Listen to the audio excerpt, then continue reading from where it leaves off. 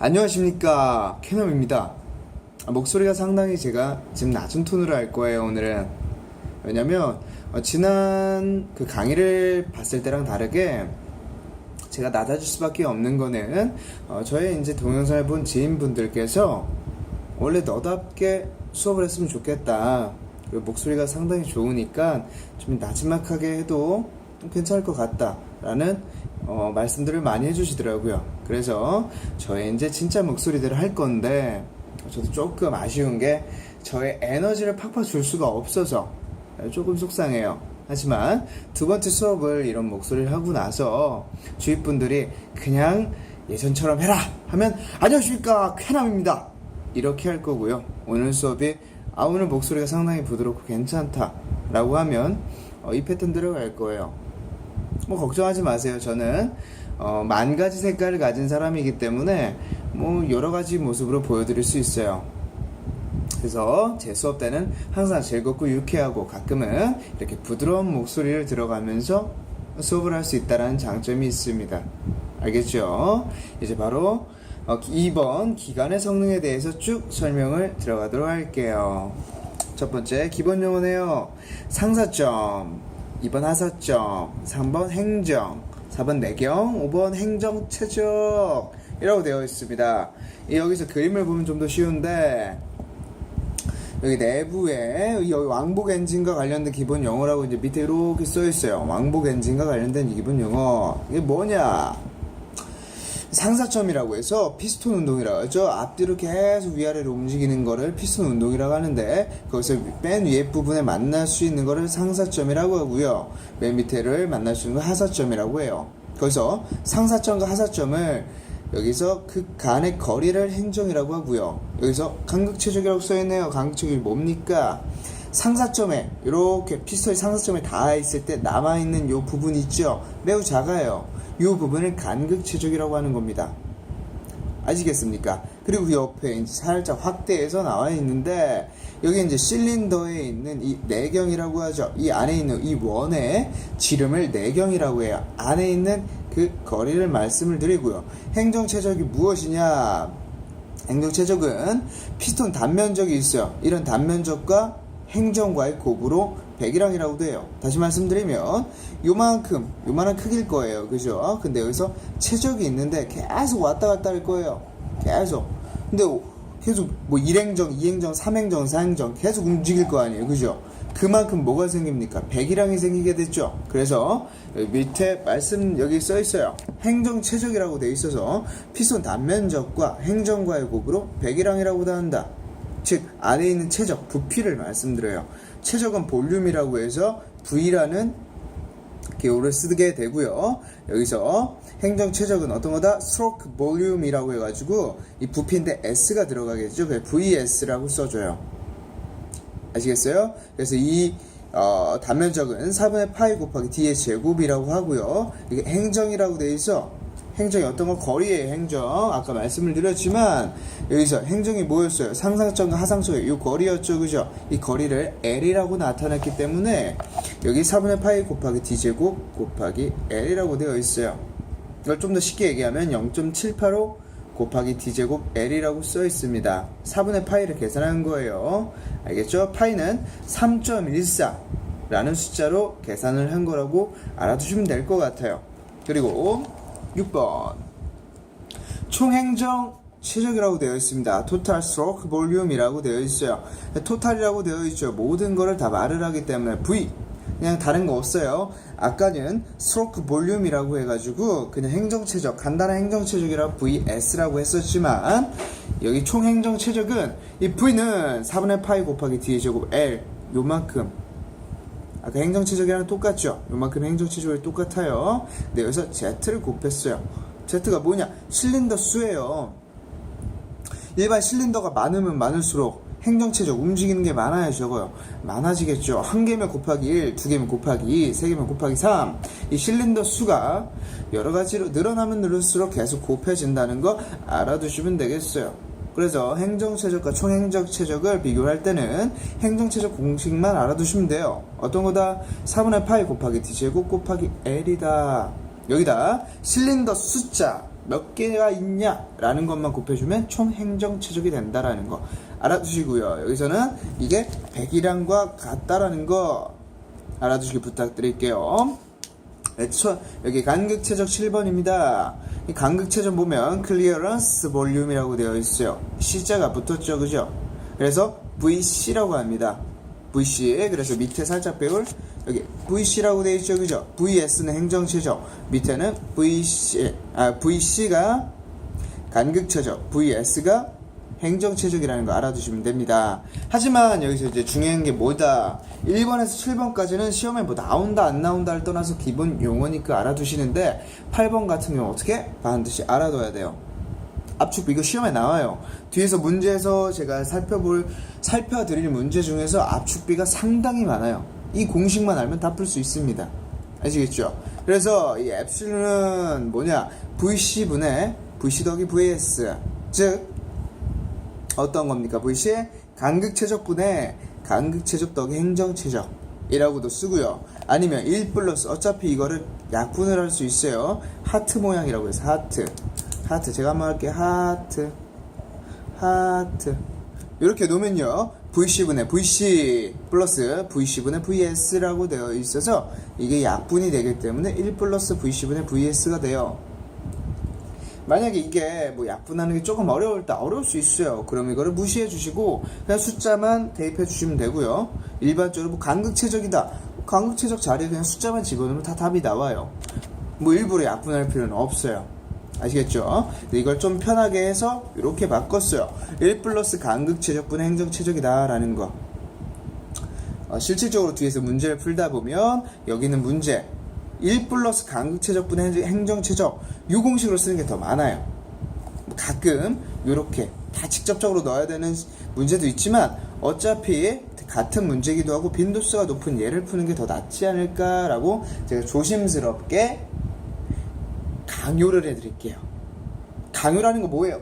조심스럽게 강요한다는 게 무슨 뜻이에요? 그냥 이대로 외우시라는 뜻입니다. 더 많이 나오니까요. 알겠죠? 그래서 이렇게 알아두시면 된다는 거 말씀드리고요. 밑에 가솔린 기관의 성능 곡선도가 있어요. 여기 성능 곡선도. 그럼 여기서 본 그림이 몇 딱으로 어렵게 되어 있어요. 이걸 어떻게 본다 안 본다? 안 보셔도 돼요. 나올 때만 설명 드릴 테니까 이거는 사뿐히 지려밟아 주십시오. 알겠죠? 그 다음 넘어갈게요. 그 다음 여기서 보면은 이거 정말 중요한 거예요. 여기서부터 형광펜으로 칠한 게 엄청 나아요. 잘 집중해 주시고요. 2번 기관 기본 사이클 및 효율이라고 되어 있어요. 기관의 기본 사이클, 정적 사이클 또는 오토 사이클이라고 되어 있고요. 여기서는 일정한 최적이라고 되어 있어요. 일정한 최적. 변화가 없죠. 일정한 최적이라는 거는요, 부피, 볼륨이라는 게 움직이지 않는다는 거의 일정, 변함이 없다는 거에서 그래서 정적. 원래 이런 거죠. 조용한 걸 정적이다. 뭐 밖에서 축구하거나 사람 뛰놀거나 이렇게 움직이는 모습을 보면 동적이라고 하죠. 그래서 정적이다, 아주 고요하다, 움직이지 않는다고라고도 외우셔도 돼요. 정적 어떤 거예요?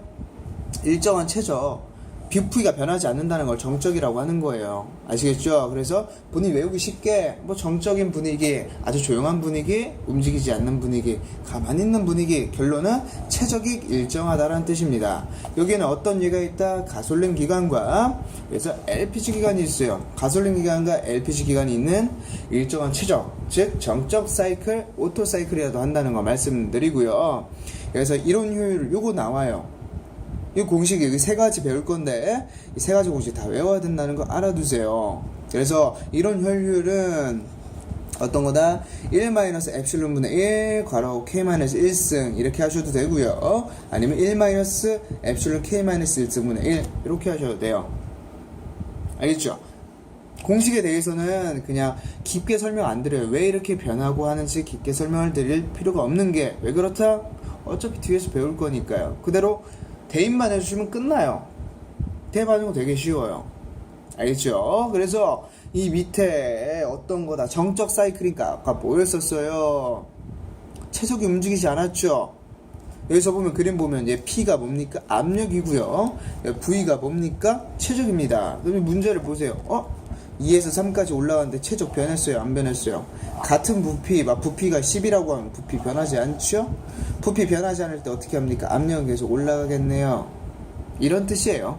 그냥 그림이 최적이 변하지 않았다. 멈췄네? 잠깐이라도 멈췄었네?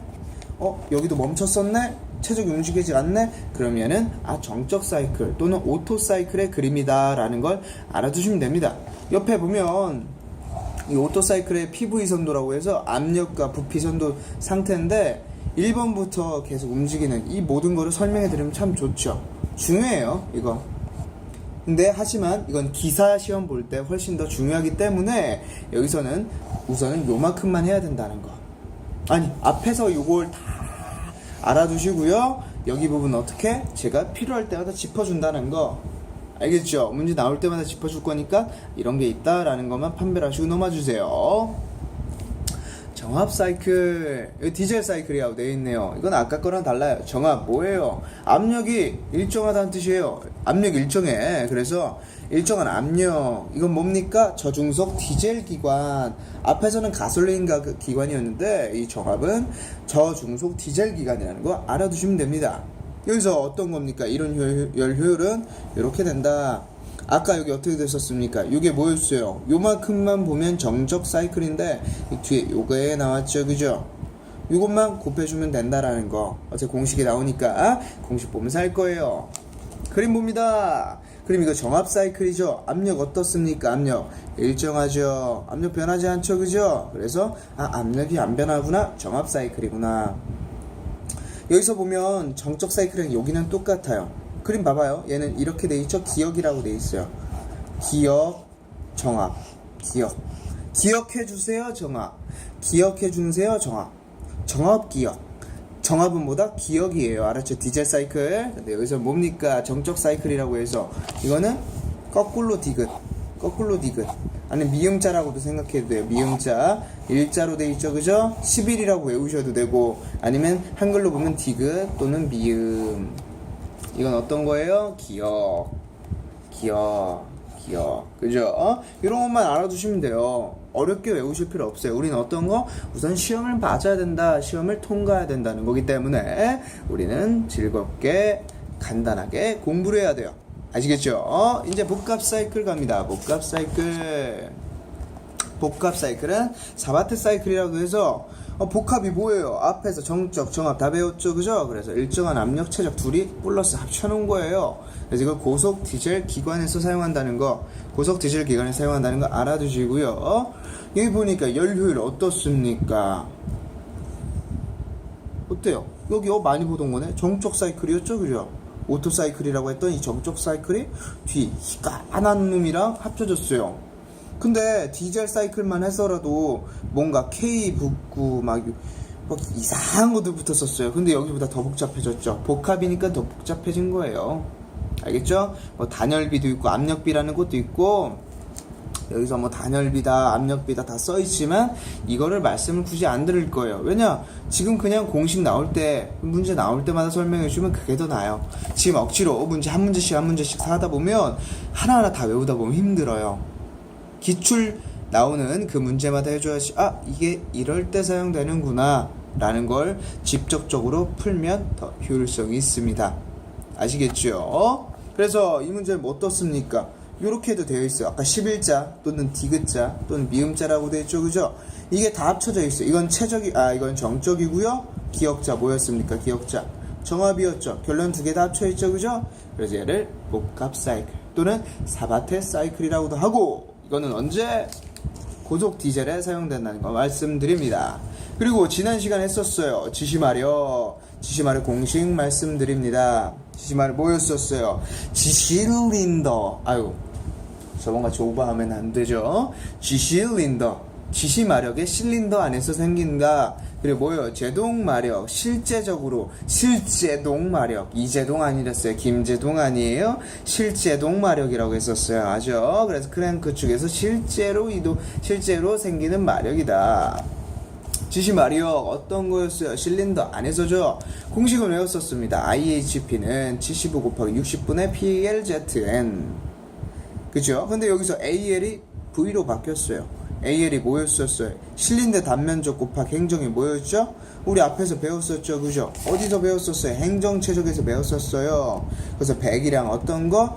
여기 피스톤 단면적 또는 실린더 단면적 곱하기 행정. AL이 어떤 거랑 같다? Z. 여기 딱 V. 배기량과 같다고 했어요. 이 문제 나옵니다. 이 문제 중요하니까 공식을 알아두셨으면 좋겠습니다. 부탁할게요.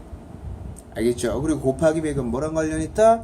이거는 단위와 관계 있다. 원래 미터지만 센티미터로 바뀐다. 일반적으로 시험에 센티미터가 많이 나오기 때문에 저는 100으로 놓고 많이 푼다라는 거예요.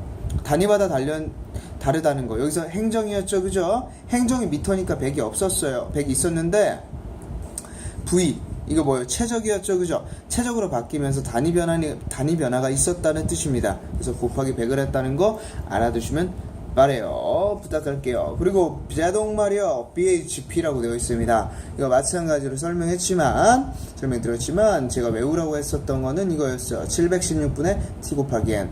뭐였어요? 회전력과 회전수였죠, 그죠? 그래서 시험 문제에 회전력과 회전수가 같이 나오면 어떤 걸 해라? 제동마력 공식을 써라. 회전수는 지시마력도 있어요. 지시마력에 여기 회전수 N도 들어가요. 엔진 회전수 들어가요. 분명히 제동마력도 엔진 회전수 들어가지만 회전력, 회전수 둘 다 들어가는 게 어떤 거다? 제동마력이다. 알아두시길 부탁을 드릴게요. 알겠죠? 이제 뒤로 넘어갑니다. 조금만 하면 끝나요. 아우 기뻐라. 이렇게 오버하면 안 되는데. 네, 다시 자상하고 즐거운 아주 차분한 목소리로 해드릴게요. 손실마력, 저번에 했었다. 기사시험 또는 아니면 조금 응용되는 문제에서 나왔었다고 했던 마찰마력 기억하시죠? 마찰마력이라고 해서 어떤 거에서 어떤 거? 지시마력에서 제동마력을 뺀다고 했었어요. 간단하게 나와있죠, 여기, 그죠? 그래서 기능사에서 많이 나오지는 않는다. 하지만 그냥 한 번 정도 봐둬야 되는 게 어떤 거다? 마찰마력 또는 손실마력이라는 거 알아두시길 부탁을 드릴게요. 그래서 그 다음 SAE 마력이라고 되어 있어요. 요거는 공식이 조금 머리가 아프죠? 이것도 기출 빈도수가 높아요. 손실마력보다 훨씬 높으니까 이거는 좀 잘 외워뒀으면 좋겠어요. 그래서 어떤 거다? 1.613분의 M제곱 실린더 내경. 아까 원의 지름이라고 했었죠. 원의 지름. 앞에서 내경에 대해서 설명을 드릴 때 그림을 보여줬었어요. 실린더 내경이 어떤 거다? 실린더 안에 지름이다. 그래서 1613이에요. 말씀 잘못 들었는데 1613분의 M제곱 Z. 실린더 내경 곱하기 어떤 거다? 실린더 수를 곱해야 된다. 아시겠습니까? 그래서 이렇게 알아두면 되고요. 밑에 기계효율 중요하죠. 저번에 한번 했었죠, 그죠? 그대로 할 수 있도록. 기계효율은 지시마력분의 제동마력인데 여기 퍼센트가 나오면 곱하기 몇을 해라? 100을 해라. 이게 잘 이해 안 가시면 지난 시간에 제가 말씀드렸던 문제를 돌아가 봐주시길 부탁드릴게요. 밑에 최적 효율이라고 있습니다. 최적 효율이 어떤 거다? 최적 효율은 행정 최적분의 공기, 실제 흡입한 공기의 최적이라는 거 그냥 간단하게 읽어만 주십시오. 이건 나올 때마다 이것도 해드립니다.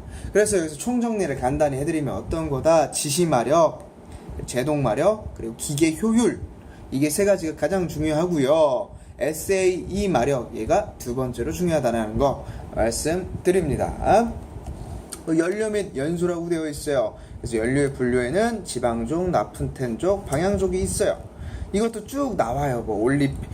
파라핀계, 올리핀계 쭉 나와 있고 다 설명이 되어 있어요. 하지만 이것까지 외우기에는 시간이 우리는 없습니다. 왜냐? 우리는 통과만 하면 되니까.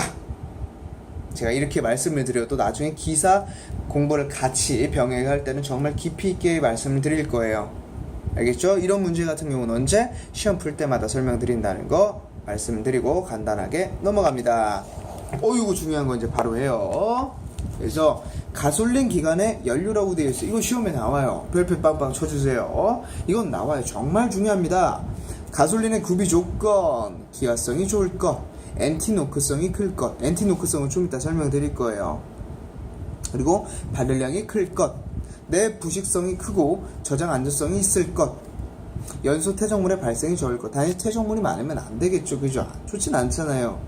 그리고 가솔린의 성질. 제가 왜 이걸 금방 한 번만 설명하고 넘어가는지는 제가 기출문제 설명드리면서 바로 말씀드릴 거예요. 기억해 주세요. 어떤 거? 기화성 좋고, 엔티녹성 크고, 발성 크고, 내부시성 크고, 저장할 수 있을 것, 연소 퇴적물의 발생이 적을 것. 다 커요. 다 커. 그냥 좋아. 엄청 좋아야 돼. 그럼 엄청 커야 돼. 다 있어야 돼. 하지만 퇴적물은 없어야 된다는 거. 퇴적물만 없는 것 빼고 나머지 다 커야 돼요. 외우기 되게 쉬워요. 이제 이거 강조했으니까 좀 이따 시험 문제 풀 겁니다.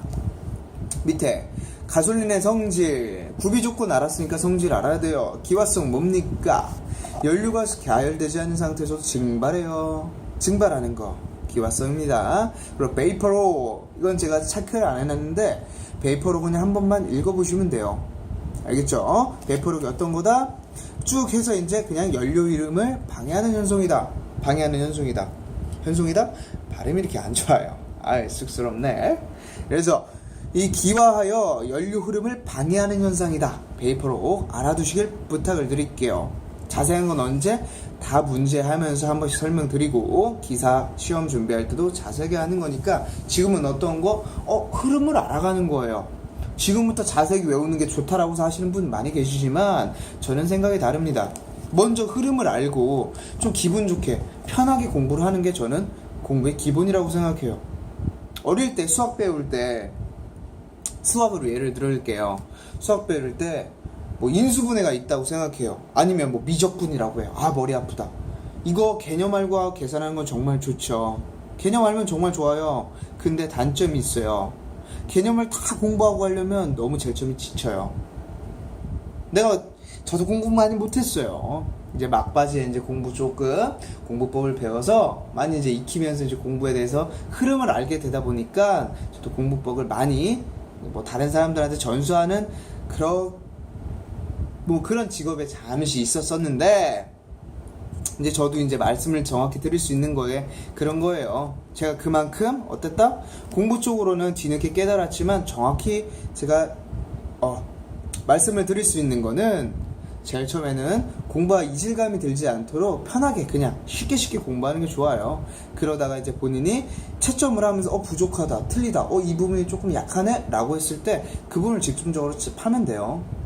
특히 이런 시험 같은 경우는 절대 정비, 기능사, 기사 이런 부분을 무시하는 게 아니라요. 이렇게 어느 정도 커트라인을 넘어야 되는 시험에서는 시간이 금이에요. 그렇기 때문에 부분적으로 꼭 공부하는 습관 참 저는 좋다고 생각하고 추천합니다. 알겠죠? 그래서 베이퍼록은 어떤 거? 연료 흐름을 방해하는 현상이다 라는 거 말씀드리고요. 엔티노크성, 아까 가솔린 구비 조건에 나왔었죠. 그래서 엔티노크성이 어떤 거다? 가솔린의 노크 방지성을 말합니다. 어떻게 자세한 건 좀 이따 다 문제 풀면 설명드린다는 거 말씀드리고요. 여기서 중요한 게 있던 거? 아유, 말이 실수했을 뻔했네요. 이런 거예요. 어차피 제가 이렇게 말씀드려도 대부분이 이제 다 웃으면서 허허허 웃으면서 넘길 거 다 알고 있습니다. 그래서 엔티노크성이 어떤 거다? 옥탄가 여기서 중요해요. 옥탄가 이거 별표 빵빵 홀룰룰룰 돼요. 가솔린의 엔티노크성을 표시하는 수치이면 노크를 가장 일으키기 어려운 이소옥탄과 노크를 가장 일으키기 쉬운 노멀헵탄을 사용하며 이소옥탄과 노멀헵탄을 최적량으로 나타낸다. 옥탄가는 이소옥탄 플러스 노멀헵탄 분의 이소옥탄 곱하기 100 이렇게까지 쭉 나와 있는데 이게 가끔 나와요. 이 공식은 정말 가끔 나와요.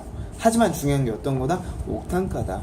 엔티노크성과 관련 있는 게 뭐다? 옥탄가이다 라는 거 말씀을 남기며 넘어갈 거예요.